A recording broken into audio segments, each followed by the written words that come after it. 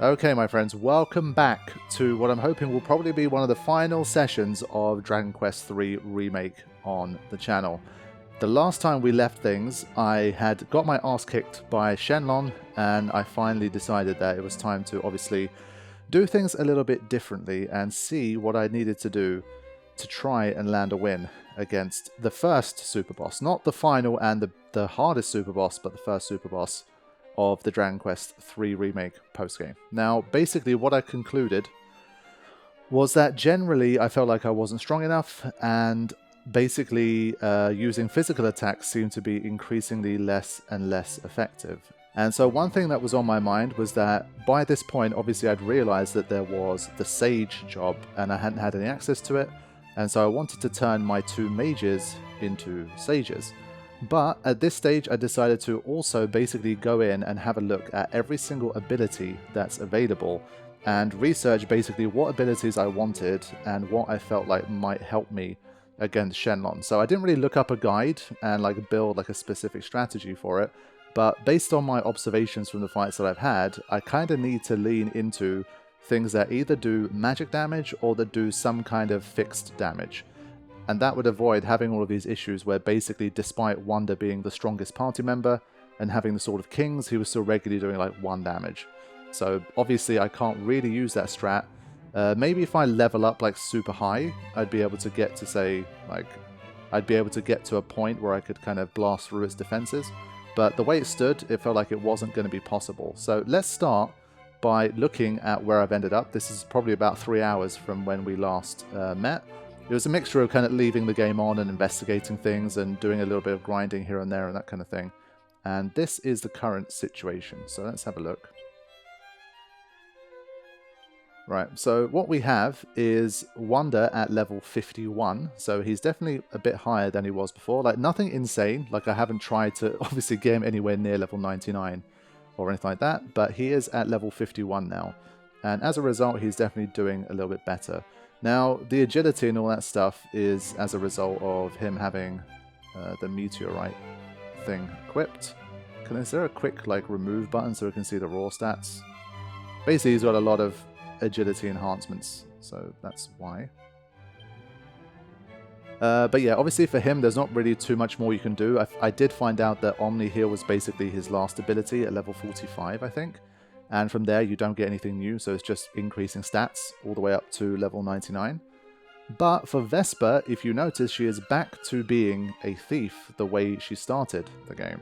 Now, what I did do is basically find out that you have a really cool ability for the Monster Wranglers, in which basically, depending on how many monsters you've captured up until this point, you will do damage, and it's a multi-hit move as well. And I figured at this late stage of the game, surely I've captured a decent amount of monsters. Yes, I know I'm missing a bunch still, but I felt like it might be a good way to do a bit of fixed damage because it's not dependent, as far as I understood it at least, on your strength. It's dependent on the amount of monsters that you've captured. And so that's why I wanted to learn that ability as a Monster Wrangler first. Then I switched back to Thief because I also found an ability that the Thief has where if an enemy is asleep, there's a chance you could do apparently 6 times the normal amount of damage you would do. Now, I don't know if that's going to be like 1 times 6, so you only do 6 damage, but I felt like it might be an interesting ability because there is a chance to put Shenlon to sleep sometimes. So that's one thing for the Monster Wrangler, and the second thing is that Monster Wrangler has this really nice buff where once you activate it, you can actually do 2 actions in 1 turn. And well, obviously, as you've seen from stuff like the Duplicate Hat, anytime you get to do multiple moves in 1 turn, you're going to be increasing your damage output pretty significantly. And so basically what I wanted to do was have at least a couple of my characters who spent some time as Monster Wranglers and gained those abilities before switching back to what I originally wanted them to do. So that's why Vesper is back as a thief, but she has learned some Monster Wrangler skills, and that is the same case for Nikolai. So he is a sage right now, but he has learned Monster Wrangler up to level 20.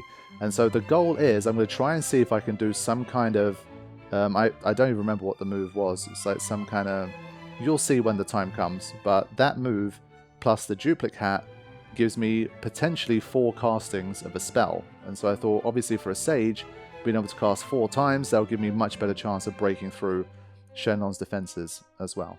And Dorothy, same deal. She is a sage also, and her wisdom stat has gone pretty insane. This is like a fairly natural wisdom stat of 322. And I did focus a bit more on my HP this time. And honestly, there were a few times where when I got a level up, I didn't get the roll that I wanted. I just got like 0 increase. And instead of just grinding more to increase more levels to make up for the fact that I got unlucky, I was basically just reloading the save and re-leveling up again. And as a result, I was able to increase my HP a bit more efficiently.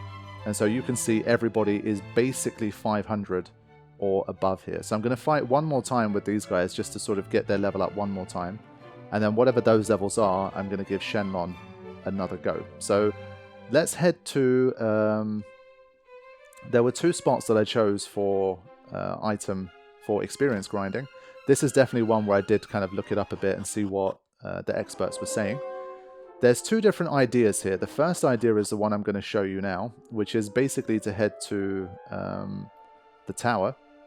And if you do that, then you'll be able to basically fight the endgame enemies that aren't super hard, and you'll get like 2, 3, 4, 5,000 experience points at a time. Now, my favorite spot for doing this is a little bit further down the line. We only need to win 1 fight, so I'm going to kind of skip ahead to that bit. But okay, so in terms of where I've done my grinding, this is location 1. So this place is in the Citadel Tower area. Well, it's not quite the tower, actually. It's in this part of it, basically right before you get towards the Citadel Tower. The reason I chose this bit is because you still have pretty high-level enemies, and you have this bit here. Especially once I started, and once I was changing vocations and I had weaker characters. It was obviously helping me to just spam the most MP moves that I have. And so obviously being able to do this and just heal and not worry about any of that stuff made it much easier for me. So let's get into an encounter, and I'll quickly show you guys what I have. Obviously, people who know their Dragon Quest 3, like, this doesn't need any explanation for you guys, but I know there's definitely some people watching that are new to the game like me, and so I'll show you guys some of the things that I've done in the process. So, in getting Wonder up to level 51, we now have access to a move called Giga Slash, which is pretty cool. This is his like highest level move. This is his most special move. Can't get anything more powerful than this. So we have that available now. Vesper, this is where things get interesting. So, I now have this move. This is a move I've talked about, where basically, depending on how many monsters you've rescued, you can do increasingly high amounts of damage. So that's the first one. And Wild Side is the buff that I'm talking about. It says allows you to act twice per turn for a wee while. So it actually increases your agility, and it allows you to act twice per turn. So as you might imagine, Wild Side plus a powerful ability that doesn't just rely on your strength, like Monster Pylon, could be a very nice option. So that's one of the things I'm looking to try against Shenlon. And because I still like the general growth model of the Thief with the speed and that kind of thing, I decided to bring her back to Thief, and you also get this ability. Now, this kind of seems on paper kind of crazy, but also I guess since we're doing like 1 damage at a time, it might just do 6 instead of 1. Just in case it does somehow break through or ignore defense, or it can crit or something like that, then I thought it might be an interesting ability because you can put Shenlon to sleep. So that's another one that might potentially be interesting. But the primary idea here is that obviously in the last encounter against Shenlon, Vesper couldn't really do anything. But now hopefully we should be able to improve our chances and do a lot more damage. So we'll see. Now, for this one, let's just... doesn't really matter here. This is just actually the grind fight. Obviously, as a sage, Nikolai now has basically all of the spells in the arsenal, but he also now has the Monster Wrangler stuff as well. So he can now do these abilities too. So my big plan is to obviously use things like Wildside, Duplicate, and see if it's worth sort of casting 4 kabooms or something like that, and see if it's going to work. So that's the idea. But obviously for this grind, we are just going to do the usual. Gonna double kaboom. Dorothy has 608 MP, which is nuts. I might try and make her maybe a healer or something. We'll see. I'm not 100% sure. For her, I didn't go the Monster Wrangler path. I just put her straight into Sage. I didn't do anything different, but we'll see. I figured because I don't have the duplicate hat, it's probably not kind of worth trying to do the wild side thing for her, but we'll see. Maybe I regret that decision. But she is definitely a very powerful mage now. So this is an example of one of these moves here. Yeah, 380 something damage, so definitely very powerful. And well, the idea is I'm going to be able to hopefully do that twice. So we'll see how it goes. Now this time, of course, is one of those examples where I was a bit unlucky, but normally they all get wiped out. And once you're on ultra fast speed and stuff, it happens very quickly. And you get 5,000 experience at a time. So let's see the level up. He only gets 2. Honestly, my big goal was 500 for everybody, so you know what? I'm just going to take it. I can't be bothered. It's good enough. And Dorothy, she's over the 500 mark, so I don't mind. Yeah, we'll take that. So these are going to be basically the stats I'm going to try to defeat Shenlon with this time around. So that's one thing I did. And the second thing was to basically, I did research a spot for farming liquid metal slimes. And that is where? Let me quickly go there. So I'll quickly go here just to show you where the spot is and how I was doing it. It was a mix of these two. Basically, I kind of dabbled in both. They seem to both be roughly kind of similar. It depends, I think, what kind of abilities you have. Some of the abilities end up getting, like the Monster Wrangler abilities, they end up making liquid metal farming much easier. And so I think in the later part of it, I did end up preferring to do that, because you get 12,000 AP every single time you kill one. And 12,000 is obviously pretty significant compared to the others. So once I show this spot as well, you'll see generally what I was doing. And then there's one more thing I want to do, which is check my inventory and see if I'm missing any really good armors or weapons that I could be using. And then once I do that, then it'll be Shenlon round 2, and hopefully I can get the win. And then if I get the win, I'll probably just reload saves, because you need to defeat Shenlon multiple times in order to basically do the entire postgame, and I have no intention of doing that. So, yeah. I'll just reload the save and then pick the option that is going to unlock the final Monster Arena ranks that I need. And then I'm probably going to finish those up, and then I will complete my experience with Dragon Quest III Remake.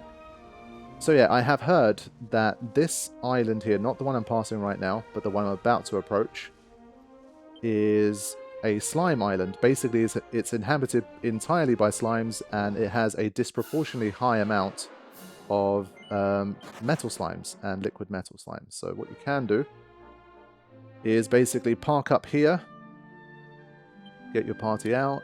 For me at least, I was switching to the Metal Wing Boomerang, because this guarantees, basically I found out what this does as well. This guarantees that you hit the metals. It doesn't guarantee that you do more damage to them, but obviously since they're even so hard to hit, the fact that you can hit them with consistency is also a pretty big help. So now we're just going to swap this around a little bit, just equip him with whatever, and get him Meteorite Bracer. Okay.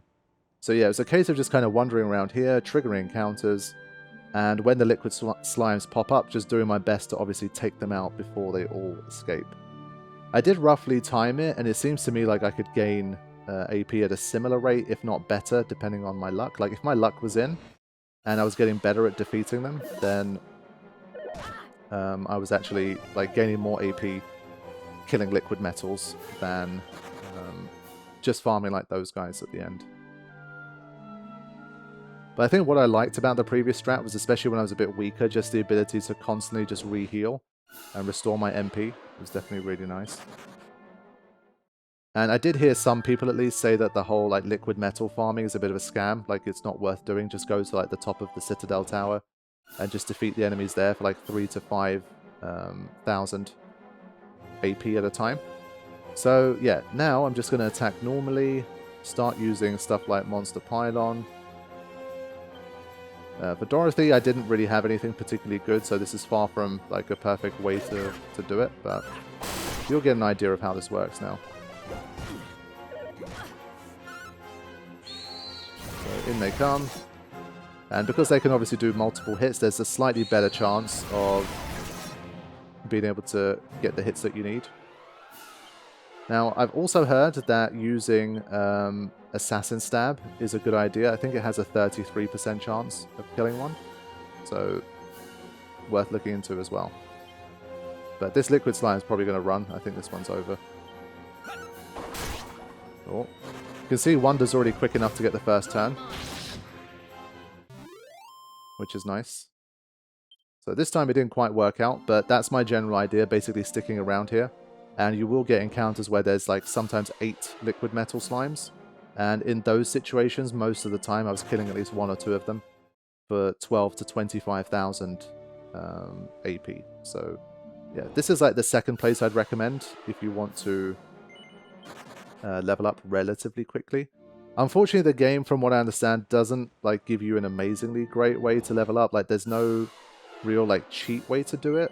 I was looking to see if there was a trick that I was missing for the metal slimes, and honestly most people are like, no matter what you do, there's always just a bit of an element of luck involved. And especially like when you're, so for example, you get an encounter like this one and you think, happy days, I could get like 100,000 AP here.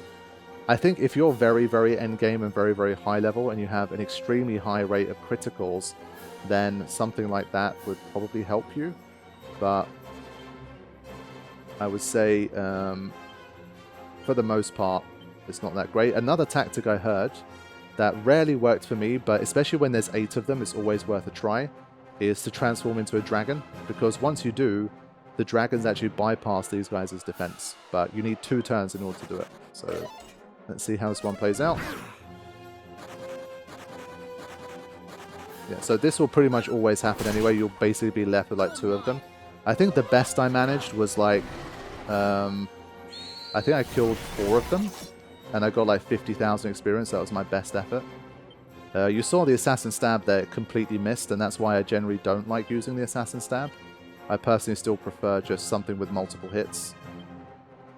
Assassin Stab has a 33% chance anyway, and that's if it hits. But so you can see they're definitely annoying, and you will get some rounds where you don't end up with anything. But I definitely had plenty of rounds where I got like a whole bunch at a time. You can also encounter this set. You can get a decent amount of points at a time here. Of course, once again, now that I'm recording, I'm having like really unsuccessful runs here. I think basically by the end I was averaging, I'd say maybe 6 or 7 of these I was killing every time. Because 10 of them appear at once. And this time I think I probably got like 4 or 5. Let's see. Yeah, 4. You guys get the idea. I'm not an expert, but I just wanted to give a few tips. So this island for liquid slimes, or basically somewhere around the Citadel area for high levels of experience. Now what I'm going to do is head back to the Citadel, because there are some pieces of equipment that I am looking for. Okay, so with all of that shenanigans out of the way, there are a couple of things that I wanted to investigate before once again heading in to Shenlon. And I was looking into basically what are the ultimate / best pieces of equipment for certain jobs. And for Vesper, as cute as the bikini looks, she is going to need to find the dark robe, which is going to be the best option we have. So I feel like I might as well take it.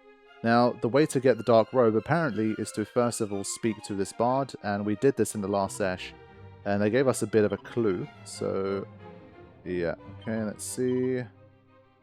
The Sad Shattered Town. So, obviously this is Thedon, so we need to get started there.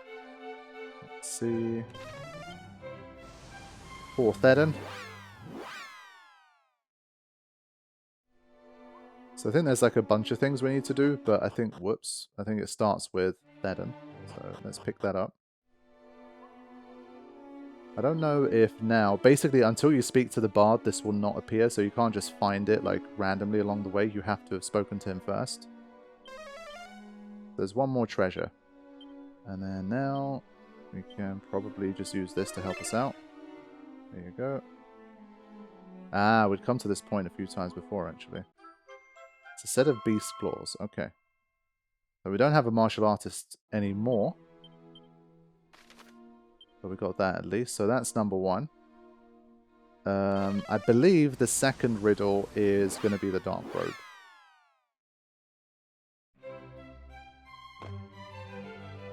Pretty sure no one can equip the beast claws, right? Surely. Oh, she can. Interesting. Claws I always associate with martial artists, but there is a little bit of flexibility sometimes. Okay, first riddle solved. Let's see. Oh, a town and a land girt about with the dark. And there, amid the flowers, a treasure, a spark. Yeah, so this one, because I already looked it up, I'm not going to pretend that I instantly got the riddle. It is in Cantlin, so that's where we're going to go. I think Thedon was pretty intuitive, but Cantlin, it would have taken me a while. I'm pretty sure it would have been, I would have known it's one of these, but like which one specifically? The flowers, I think, are a little bit of a giveaway. The one, like this one has a bit of a garden kind of situation. And I guess you can immediately come in and check. Yeah. So if that's probably a good chance. If you've already been generally exploring everything and picking up as much as you can, then that's probably already at 0. There we go. This should hopefully be the Dark Robe. There we go. Let's go. Okay. Okay, so there you go. Just the right hue to make avoiding enemy attacks that bit easier. So we'll take that. And while the sages are in blue as well, so kind of looks cool. Ah, okay. I thought it was going to be a blue outfit like what we saw when it was coming out, but oh well. Now, because I've specifically looked up the Dark Robe, I don't actually know what the other 2 riddles are. I believe there's 4. Now, because I only wanted the Dark Robe initially, I didn't look it up beyond that. I don't actually know what else we got here from the Bard. I fear my puzzles thus far have all been too easy. Mayhap 'tis time I gave thee something befitting thy fine mind. With his eyes on the skies, the stargazer replete with the wonders above. See if not those at his feet. So we did go to a... This one I actually remember. We went to a place where... I think it was here. Basically, we had like an observatory kind of place. And I remember thinking this is a bit weird. Like, we have this thing, but like there's nothing. So I guess it was all in setup for a later riddle. It's got to be that, surely. Stargazing, blah blah. Observatory boy.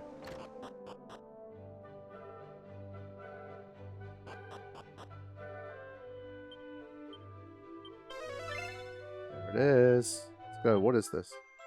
Ah, another sage stone. Shit. Okay, so that's our second one. Cool. I guess, again, you could kind of combine that with the Wild Strike, the Wild Side thing, in case you need to heal twice. Cool. Alright, I'm glad I remembered that one, actually. Like, the Cantlin one, I like, the gut reaction, I had no idea, but that one I definitely remembered. Like, that one was easier. Okay, thou art more than my match in the riddling realm. And to commemorate thy momentous victory, a gift of that most precious commodity, knowledge. Oh, if all mini medals in both worlds were mine, I'd have, let's see, 110, friend of mine. Sheesh. Yeah, that's not going to happen. And that's part of the reason why I don't want to do like the second half of the post-quest, because it would involve basically...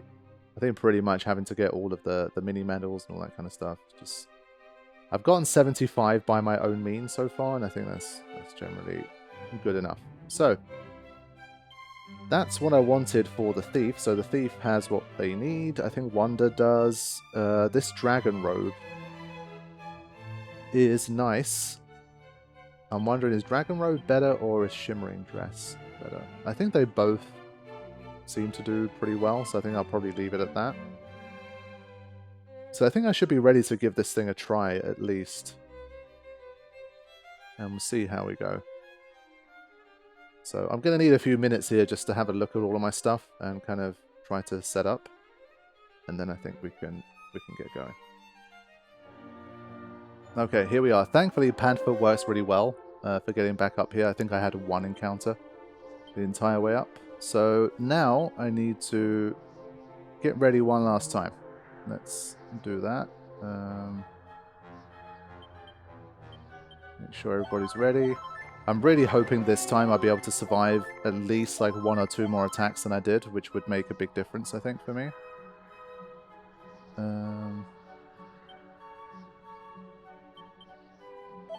Get that MP back.